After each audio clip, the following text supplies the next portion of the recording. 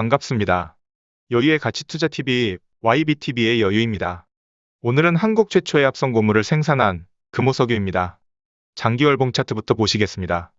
오랜 세월 조정을 끝으로 20년 5만원 정도의 주가가 30만원 가까이 6배가 오르는 기염을 토합니다. 21년 창사 이래 최대의 매출과 이익을 반영한 모습이죠. 최근 주가는 고점에서 반토막 난 15만원대네요. 일단 뭐하는 회사인지 잠깐 살펴보겠습니다. 타이어나 신발, 장갑 등에 쓰이는 합성고무와 전기, 전자제품 및 자동차 부품 등에 쓰이는 합성수지를 만들고 있습니다. 주요 종속회사인 금호 PMB화학은 엔지니어링 플라스틱 원료에 쓰이는 패널과 BPA를 만들고 있고요. 타이어, 자동차 부품 등이 있는 것을 보니 전방산업 중에 자동차의 비중이 제법 있습니다. 현대기아차 실적이 작년에 좋았죠? 전방산업이 좋았으니 우리 금속이도 당연히 좋았을 것이고요. 특히 코로나 인한 고마진 의료용 엠비라텍스 장갑의 수요가 폭발적이기도 했습니다. 엠비라텍스 시장에서 우리 금속의 위치는 단연 탑급이죠. 이런 제품들을 만드는 원재료는 스틸앤 모노머, 부타디엔, 벤젠과 프로필렌 등이 있습니다. 자, 우리에게 중요한 것은 이 전형적인 스프레드 산업의 원재료와 가격의 변동입니다. 이 도표들을 한눈에 알기 쉽게 정리한 차트 보시겠습니다. 21년 원재료는 50% 상승해 제품 가격은 70% 정도로 급증했습니다. 매출은 단순히 생각해도 70%는 늘었을 것 같고요. 원재료 가격 인상보다 제품 가격 인상이 커서 이익은 매출 증가보다 당연히 더 커졌을 겁니다. 바로 이 부분이 롯데케미칼, 대한유화와 금호석유가 다른 점입니다. 롯케와 대한유화는 원재료 가격 인상분이 제품 가격 인상보다 더 컸었죠. 이제 실적 차트 보는 것으로 금호석유 본격 재무제표 분석 시작합니다.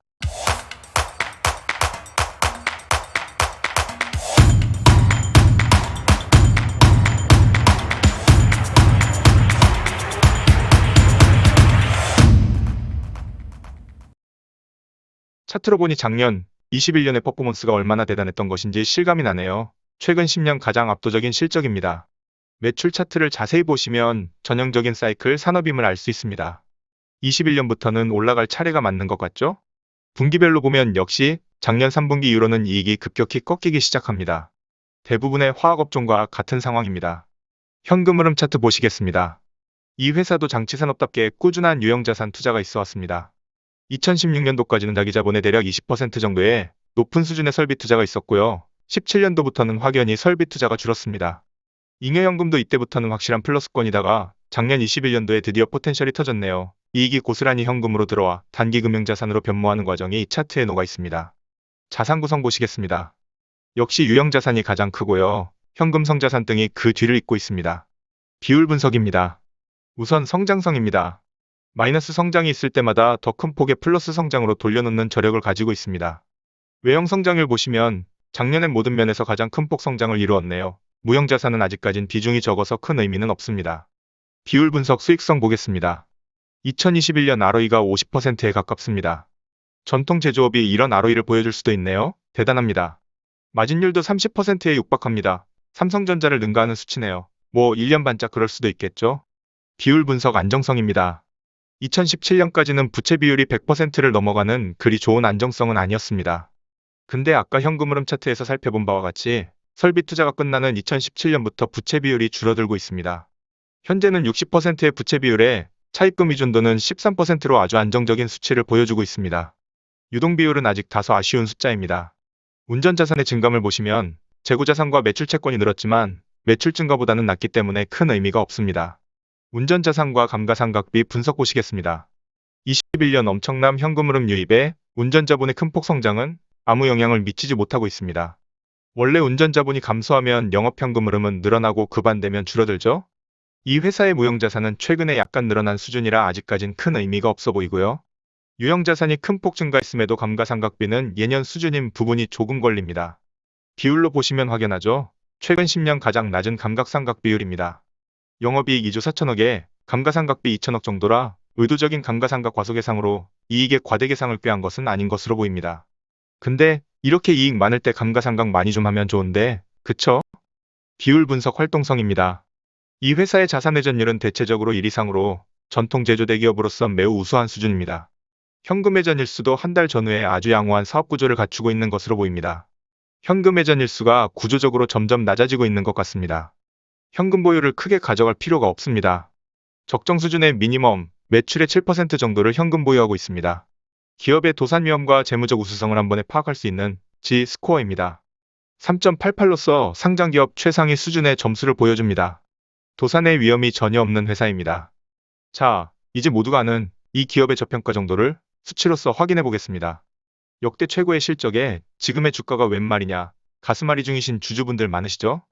PBR은 0.9로 의외로 그리 낮지 않습니다. 그런데 이 기업의 현 시점 ROE 48%에 비하면 엄청 낮은 것입니다. 이 기업의 적정 PBR은 5가 되어야 합니다. 물론 저거 ROE가 지속 이어지긴 불가능하겠죠. 여하튼 지금의 퍼포먼스 대비 낮은 PBR이라는 것은 확실합니다. 우리가 지금까지 확인한 압도적인 실적 대비 PER, PCR 모두 시장 중앙, 업종 중앙값 대비 확연히 낮은 수준입니다. PER 2.4, PCR 2.2로 아주 저렴한 수치 보여주고 있습니다. 배당 한번 보실까요? 작년 통크게 주당 만원 배당했습니다. 현재가 대비 6%가 넘는 배당 수익률입니다. 저기 적혀있는 6%는 FN가이드의 데이터 그대로 땡긴 것이고요. 현재가 152,500원 대비해보면 6.6%의 배당 수익률입니다. 헐, 대박인데요? 근데 작년 실적이 너무 좋아서 일회성으로 그리 준 거 아냐? 하는 의구심 또 당연히 생기죠? 예전엔 고작 1%대의 배당뿐이 안 줬는데요. 관련 기사를 한번 보겠습니다. 21년도 주당 만원의 배당금은 별도 재무제표 기준 배당 성향이 28.5%에 달한다고 합니다. 그런데 원래 이 회사가 작년 발표한 주주환원 정책에 의하면 별도 당기순이익의 최고 25%를 배당으로 주기로 했다네요. 그렇담 확실히 이 주당 만원의 배당은 여러모로 지속되기 어려워 보입니다. 우선 작년의 저 실적이 올해도 그대로 이어진다는 보장이 없고요. 조금이라 줄어든 상태에서 애초 약속한 배당 성향 20% 정도를 실행해버리면 당장 주당 배당금이 6, 7천원까지 떨어질 수도 있겠죠.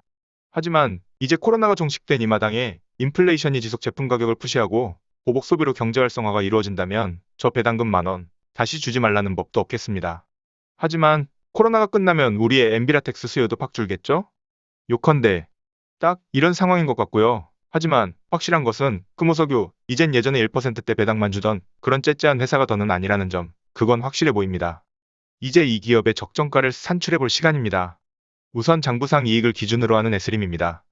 21년에 ROE가 워낙 압도적인 수치가 나와서 지난 5년 가중평균한 ROE를 써도 적정가가 60만 원이 넘습니다. 현주가 대비 300%가 넘는 상승 여력이고요. 자, 이제 이 ROE의 지난 역사적 수치를 좀 더 자세히 살펴보겠습니다. 2012년, 13년은 마이너스 ROE였던 적도 있고 한 자릿수 ROE였던 적도 많았네요. 전형적인 사이클 산업의 모습입니다. 이런 기업은 이익이 가장 최고일 때를 기준하여 적정가를 산정하면 당연히 안 되겠죠. 해서 작년 한 해 역대 최고의 실적은 그냥 무시하고 지난 5년 평균 ROE를 적용하여 보겠습니다. 지난 5년 평균 ROE 14.8을 적용하니 적정가 27만 원에 상승여력은 80%를 넘어서는 것으로 나옵니다. 어떻게 봐도 저평가라는 사실은 불변이네요. 그럼 이제 현금 흐름표를 기준한 DCF 가치평가 보시겠습니다. 작년에 말도 안 되는 엄청난 실적의 잉여연금도 대폭 증가했습니다. 5년 평균 FCF는 3,500억인데 21년의 실적이 워낙 높아서 최근에 가중치를 좀 더 둔 FCF는 1조 2천억이 나왔네요. 이를 토대로 한 적정가는 70만 원이 넘습니다.